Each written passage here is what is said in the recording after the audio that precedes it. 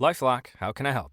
The IRS said I filed my return, But I haven't. 1 in 4 tax-paying Americans has paid the price of identity fraud. What do I do? My refund, though. I'm freaking out. Don't worry, I can fix this. LifeLock fixes identity theft guaranteed and gets your money back with up to $3 million in coverage. I'm so relieved. No problem. I'll be with you every step of the way.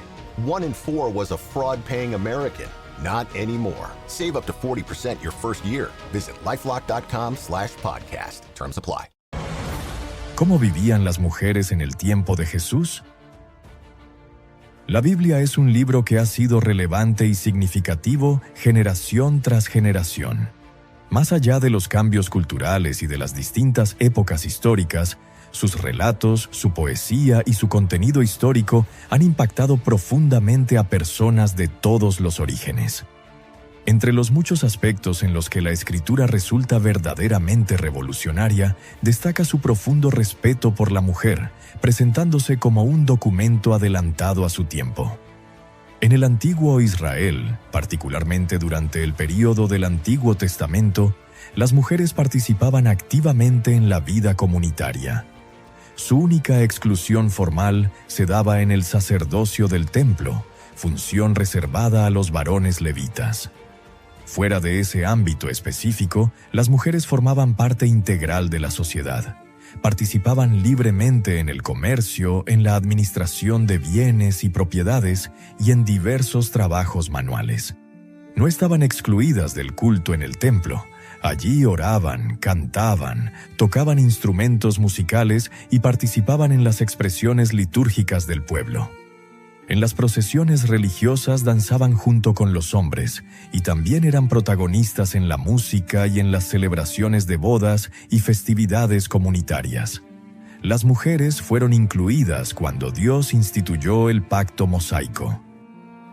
Estuvieron presentes cuando Josué leyó la Torá delante de todo Israel y su participación en la lectura pública de las Escrituras durante la fiesta de los tabernáculos no era opcional, sino obligatoria. Esto demuestra que la instrucción espiritual no estaba reservada únicamente a los varones. Durante aquellos siglos, las mujeres no se limitaron a roles privados o domésticos. Varias ejercieron funciones de liderazgo espiritual y social sobre Israel.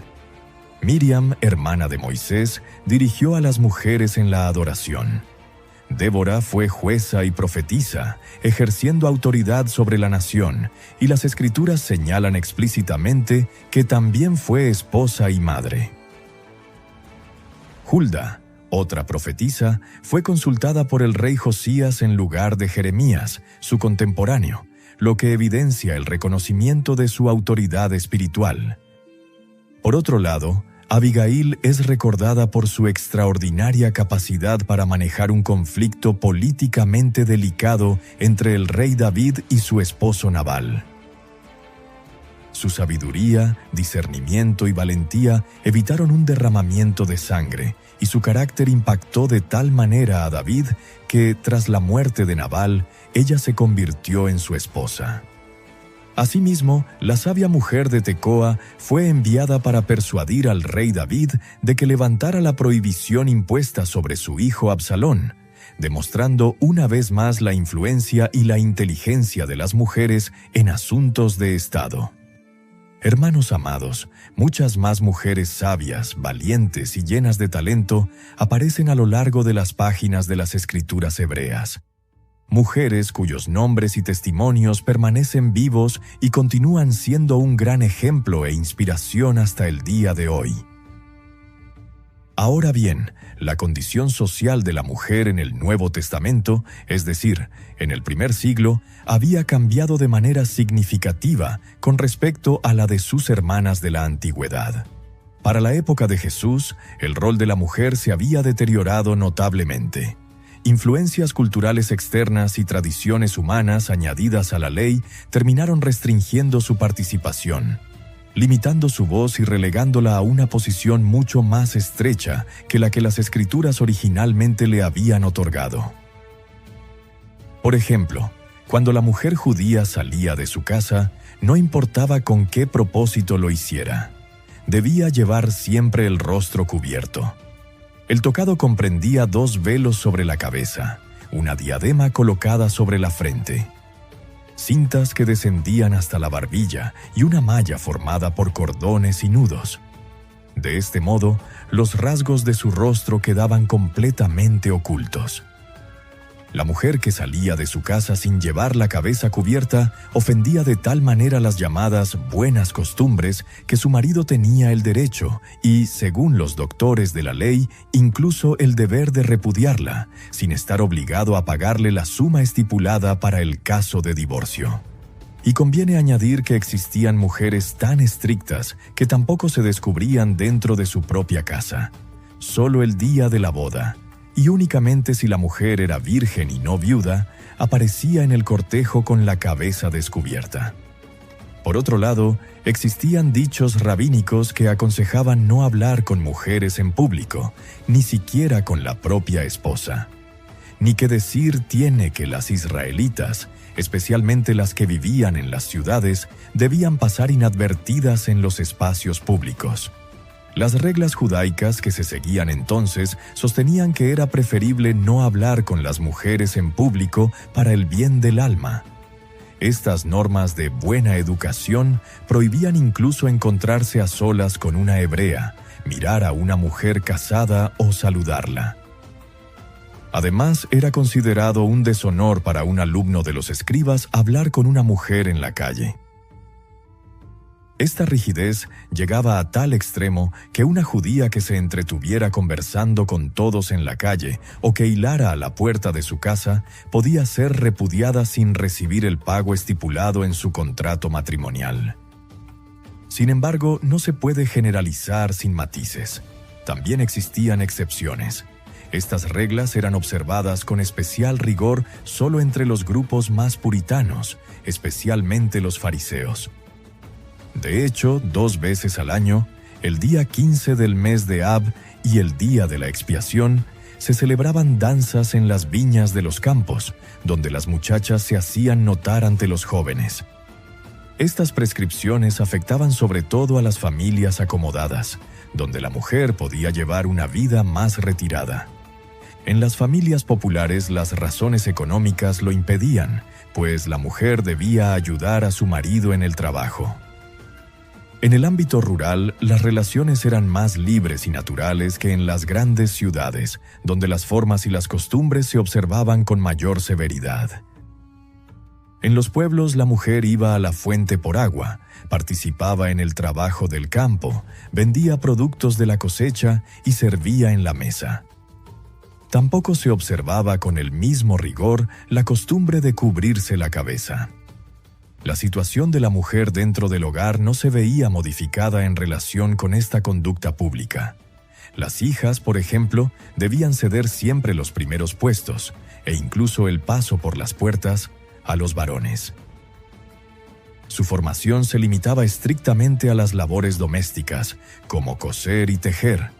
Cuidaban de los hermanos menores y, en relación con el padre, tenían la obligación de alimentarlo, darle de beber, vestirlo, cubrirlo, ayudarlo a salir y entrar cuando era anciano, y lavarle el rostro, las manos y los pies. En cuanto a los derechos de herencia, no eran iguales a los de los varones. Los hijos y sus descendientes tenían prioridad sobre las hijas. La patria potestad sobre las hijas menores antes del matrimonio era muy amplia. Permanecían bajo la autoridad absoluta del padre. La sociedad judía de aquel tiempo distinguía 3 etapas. La menor, Katana, hasta los 12 años y 1 día. La joven, Nahara, de los 12 a los 12 años y medio. Y la mayor, Bojeret, después de los 12 años y medio. Hasta esta última etapa, el cabeza de familia ejercía plena autoridad, salvo que la joven ya estuviera prometida o separada. Según este código social, las hijas no tenían derecho a poseer absolutamente nada, ni el fruto de su trabajo ni aquello que pudieran encontrar, por ejemplo, en la calle. Todo pertenecía al padre. Hasta los 12 años y medio, la hija no podía rechazar un matrimonio impuesto por el padre. Este podía incluso venderla como esclava, siempre que no hubiera alcanzado esa edad. Los esponsales se celebraban muy temprano, y poco después de alcanzar la mayoría tenía lugar la boda. Entonces la mujer pasaba de la potestad del padre a la del marido, y no siempre resultaba claro qué situación era más gravosa. Tras el contrato de compraventa, que en el fondo constituía la ceremonia de esponsales y matrimonio, la mujer pasaba a vivir en la casa del esposo, lo que generalmente significaba una nueva carga y el enfrentamiento con una familia extraña, que a menudo la recibía con abierta hostilidad. En realidad, la diferencia entre la esposa y una esclava o concubina radicaba en que la primera contaba con un contrato matrimonial, mientras que las otras no. A cambio de muy pocos derechos, la esposa asumía numerosos deberes: moler el grano, coser, lavar, cocinar, amamantar a los niños, hacer la cama del marido y, en compensación por su sustento, hilar y tejer. Algunos añadían incluso la obligación de lavar el rostro, las manos y los pies del esposo y preparar su copa.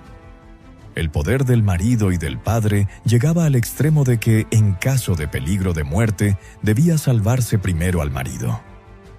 En cuanto al divorcio, admitido por la ley mosaica, el derecho correspondía única y exclusivamente al hombre.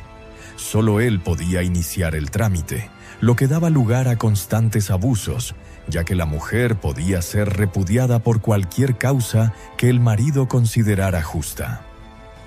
Dentro de estos límites, la situación de la mujer variaba según los casos particulares. Dos factores eran especialmente determinantes. Por un lado, el apoyo de sus parientes de sangre, especialmente de sus hermanos, lo cual resultaba fundamental para su vida conyugal. Por otro, el hecho de tener hijos, en particular varones. La falta de descendencia era considerada una gran desgracia, incluso un castigo divino. La mujer, al dar a luz un hijo, era mejor considerada, pues se entendía que había ofrecido a su marido el regalo más valioso. Por otra parte, la mujer viuda quedaba en algunas ocasiones ligada a su esposo fallecido, cuando éste moría sin hijos. En tal caso, debía esperar, sin poder intervenir por sí misma, que el hermano o los hermanos del difunto aceptaran o rechazaran el matrimonio levirático, sin cuya negativa no podía volver a casarse. Desde el punto de vista religioso, la mujer israelita tampoco estaba equiparada al hombre. Se encontraba sometida a todas las prescripciones de la Torá y al rigor de las leyes civiles y penales, incluida la pena de muerte, pero no tenía acceso a la enseñanza religiosa. El rabí Eliezer afirmaba: quien enseña la Torá a su hija, le enseña el libertinaje. Y otro dicho sentenciaba: vale más quemar la Torá que transmitirla a las mujeres. La mujer no estaba obligada a peregrinar a Jerusalén en las fiestas de Pascua, Pentecostés y los tabernáculos, ni a habitar en las tiendas durante la festividad, agitar el lulab, hacer sonar el shofar en el Año Nuevo, leer el libro de Esther en Purim o recitar diariamente el Semá. De las dos partes de la sinagoga, el Sabateion y el Andrón, la primera, destinada al culto litúrgico, era accesible también a las mujeres. La segunda, dedicada a la enseñanza de los escribas, estaba reservada exclusivamente a los hombres y a los muchachos, como indica su propio nombre. No obstante, esta norma no siempre se aplicaba con rigor, pues en algunas familias de alto rango se ofrecía a las hijas una formación profana, incluyendo el aprendizaje del griego. Los derechos religiosos de las mujeres, al igual que sus deberes, eran limitados. Solo podían acceder en el templo al atrio de los gentiles y al de las mujeres. Durante los períodos de purificación mensual y durante 40 días después del nacimiento de un varón y 80 tras el nacimiento de una niña, no podían siquiera entrar al atrio de los gentiles. Durante este tiempo eran consideradas fuente de impureza y debían mantenerse alejadas de los lugares de culto. No era habitual que impusieran sus manos sobre las víctimas para el sacrificio, ni que participaran activamente en los ritos. En la sinagoga podían asistir al culto, pero separadas por barreras o enrejados, y más tarde incluso desde tribunas con acceso independiente. En el servicio litúrgico se limitaban a escuchar. No realizaban lecturas, pues era muy poco común que supieran leer, y mucho menos se esperaba de ellas una enseñanza pública. En el ámbito doméstico, la mujer no era contada entre quienes pronunciaban la bendición tras la comida, ni tenía los mismos derechos que el hombre en la herencia de los bienes familiares. Su testimonio tampoco era aceptado en los juicios, pues se la consideraba mentirosa por naturaleza. Finalmente, también resulta significativo que el nacimiento de un varón fuera motivo de alegría, mientras que el de una niña solía ir acompañado de indiferencia o incluso de tristeza. Algunos escritos rabínicos llegaban a proclamar: «Desdichado aquel cuyos hijos son niñas». Teniendo en cuenta todos estos antecedentes, se puede valorar en su justa medida la magnitud de lo que significó que Jesús se rodeara también de mujeres, que conversara libremente con ellas y que las tratara con la misma dignidad con la que trataba a los hombres. Los evangelios nos muestran con abundancia de detalles una relación amplia, profunda y muy especial de Jesús con las mujeres, a quienes distinguió siempre con una actitud respetuosa y acogedora a la vez, estableciendo un precedente decisivo entre sus seguidores. De ciudadanas consideradas de segunda categoría, dedicadas casi exclusivamente al hogar y a los hijos, las mujeres pasaron a ser, gracias a Jesús, primero destinatarias directas del mensaje y luego testigos privilegiadas de su bondad inigualable y de su amor sin condiciones. En la mentalidad de Jesús, las mujeres poseen la misma dignidad esencial que los varones y, por lo tanto, gozan del mismo derecho que ellos a escuchar la palabra de Dios y el mensaje de salvación. Lo mismo ocurre en el ámbito matrimonial. Jesús defiende a la mujer, condenando la poligamia y el divorcio abusivo, prácticas a las que solo podían recurrir los hombres. Por otra parte, el Evangelio según San Lucas nos ofrece un dato de gran relevancia. Junto a los apóstoles, a quienes Jesús había elegido como sus compañeros más cercanos, existía también un grupo de mujeres que lo seguía fielmente, y el evangelista nos da incluso los nombres de algunas de ellas. Leamos Lucas capítulo 8, versículos 1 al 3. Aconteció después que Jesús iba por todas las ciudades y aldeas, predicando y anunciando el evangelio del reino de Dios, y los 12 con él, y algunas mujeres que habían sido sanadas de espíritus malos y de enfermedades. María, que se llamaba Magdalena, de la que habían salido 7 demonios.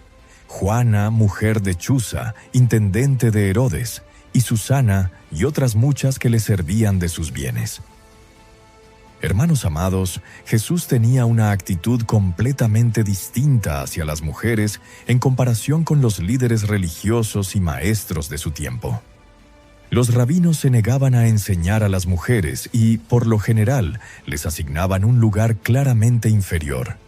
Resulta muy significativo notar que, en los 4 evangelios, todos los enemigos de Jesús son hombres.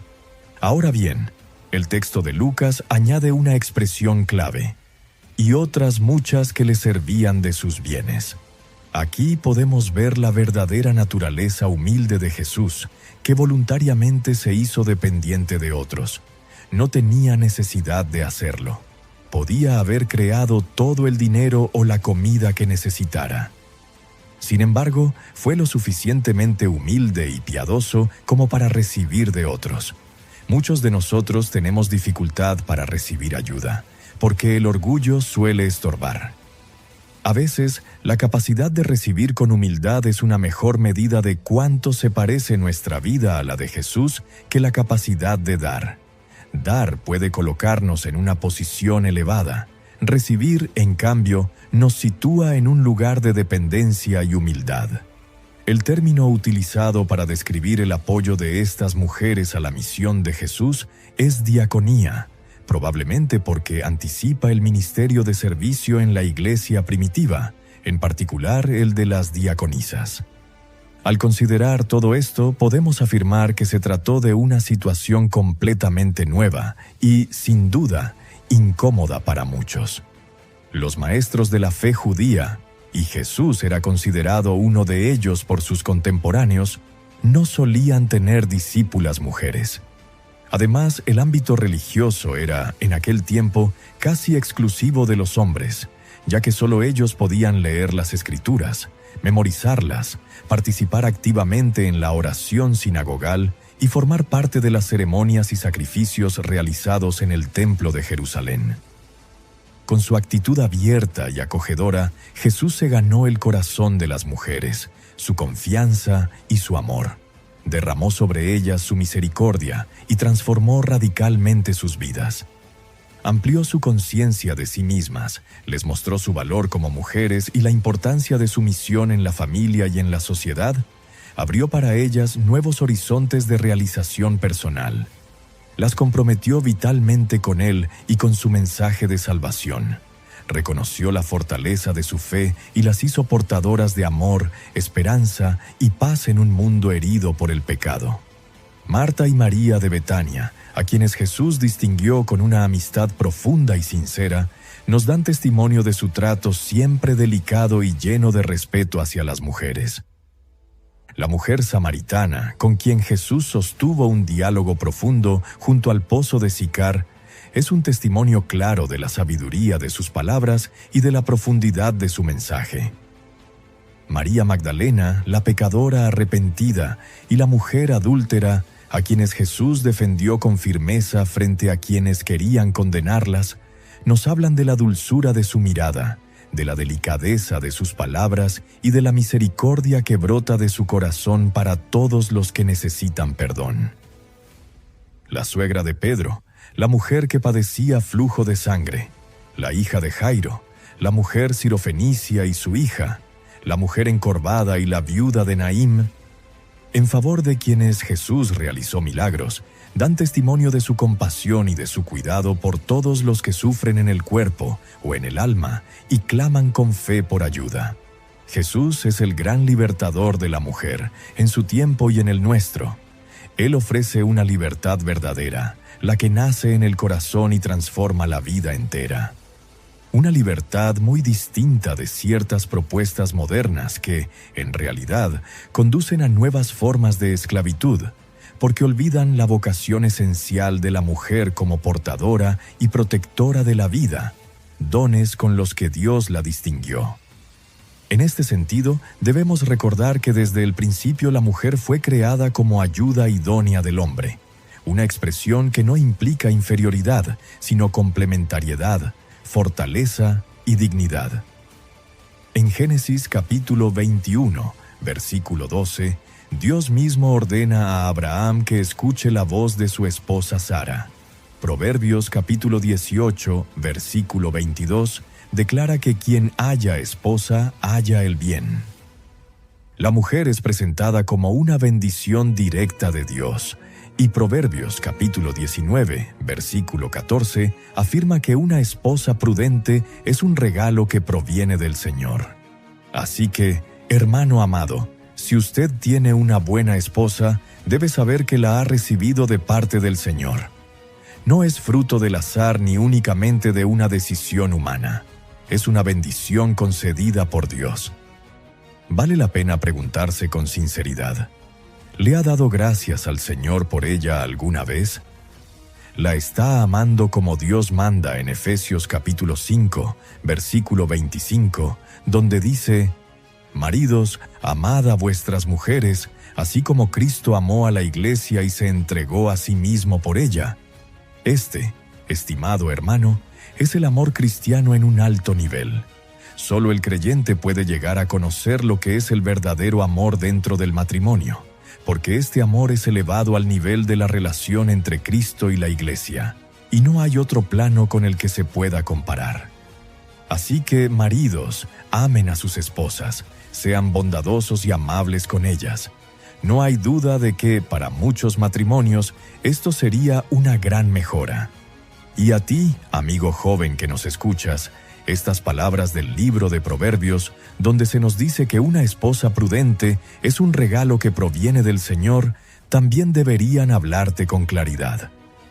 ¿Deseas una buena esposa, la esposa adecuada para tu vida? Entonces dirígete a aquel que tiene el poder de proveerte a la persona correcta. No basta con que una esposa sea buena en términos humanos. Es necesario que sea aquella que, a los ojos de Dios, el Creador, sea la más adecuada para caminar contigo y formar una sola carne. Puedes tener la certeza de que Dios desea para sus hijos hogares firmes, sanos y verdaderamente felices. Y a todas las mujeres que nos escuchan hoy, quiero decirles algo desde el corazón. Ustedes son profundamente valiosas para Dios. No son invisibles, no son secundarias, no son un complemento sin importancia. Son amadas, conocidas por su nombre y llamadas a reflejar la gracia, la fe y la fortaleza que Dios ha depositado en ustedes. Jesús las mira con ternura, las dignifica con su amor y las invita a caminar en la libertad que Él ofrece. Que nunca olviden cuánto valen a los ojos del Señor. Y así, hermanos amados, estamos concluyendo este video. Gracias por habernos acompañado hasta el final. Deseo de corazón que haya sido de gran bendición. Mi anhelo es que, por medio de estos estudios bíblicos, cada día crezcamos juntos en el conocimiento de la palabra de Dios. Si desean apoyar este ministerio, la mejor manera de hacerlo es dándole me gusta a este video y suscribiéndose al canal. Es totalmente gratis. Dios mediante, nos encontraremos en el próximo video. Dios les bendiga.